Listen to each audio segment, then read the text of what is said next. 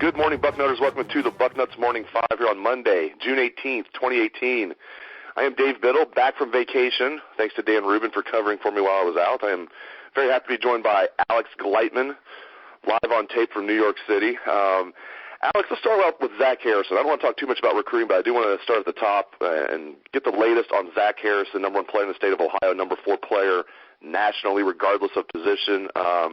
Do you feel like the Buckeyes are in the lead here? Is Penn State in the lead? Just what can you tell the listeners about Zach Harrison?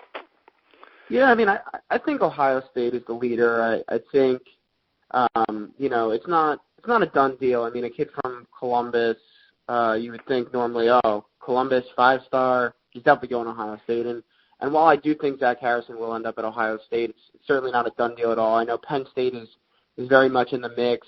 Both him and his mother are big fans of James Franklin and what the Penn State program has to offer, and he's taken his official visit out there already. I think it was for their spring game back in April. And then Michigan's also in the mix, I mean, with their, really strong academics and obviously everything else they have going for them.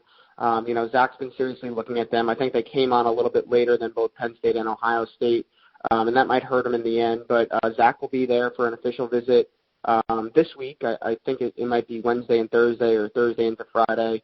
And then, he heads to Ohio State for his official visit, starting with, I believe, Friday Night Lights and then going through the weekend. So that's where things are at right now. I know Clemson's kind of, I would call them in the peripherals. They're, Zach will talk about them, but I think it's going to be one of the 3 Big Ten schools when push comes to shove. And I just, a decision's expected around mid-August, early to mid-August, around his birthday. And I just think it's going to be Ohio State. I think, he's had a relationship with them for a long time. It's closest to home, which I've heard is super important. He's really comfortable there. He's been there a number of times, more than any other school.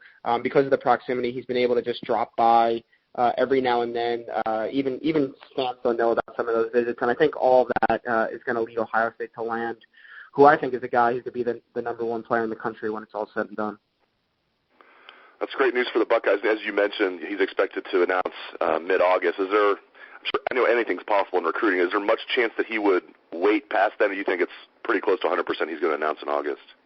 I think at the latest he'll announce in August. I think he's the type of kid, he doesn't like the recruiting process. I think he kind of wants to get it over probably whenever he knows 100%.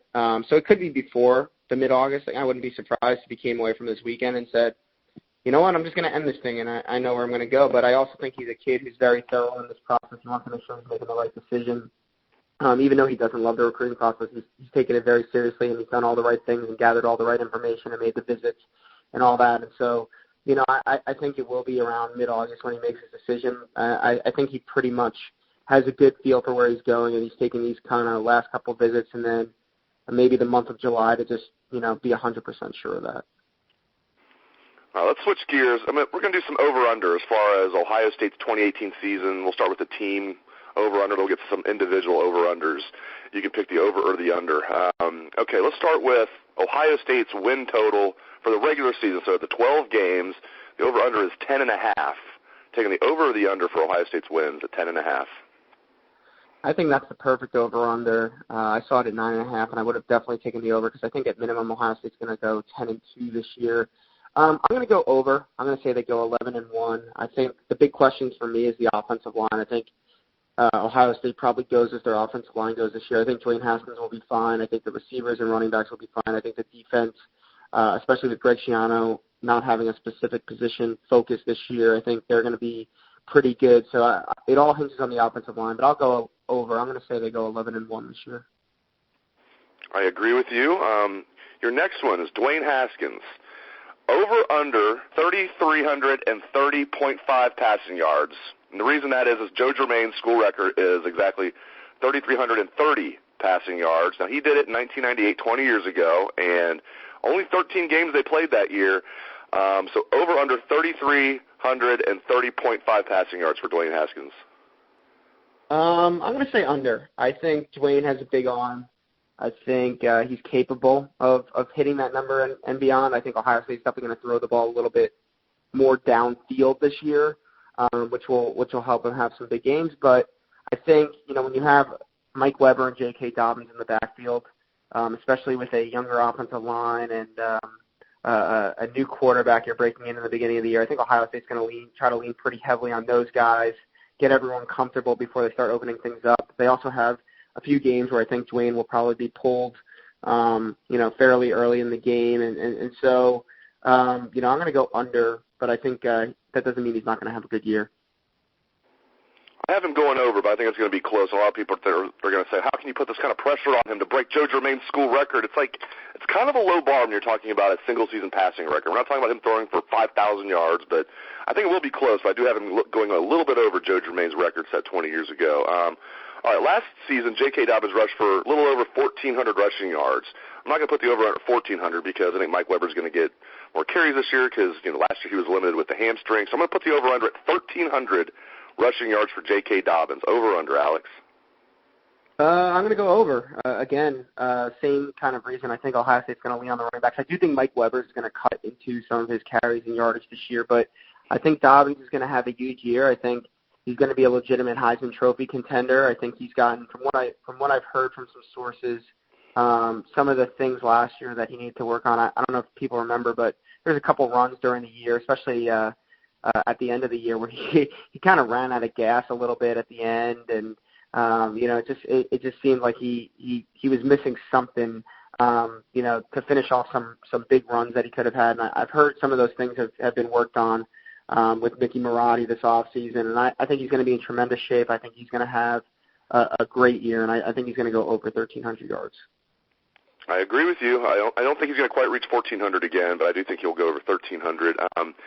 Over under 11.5 sacks for Nick Bosa.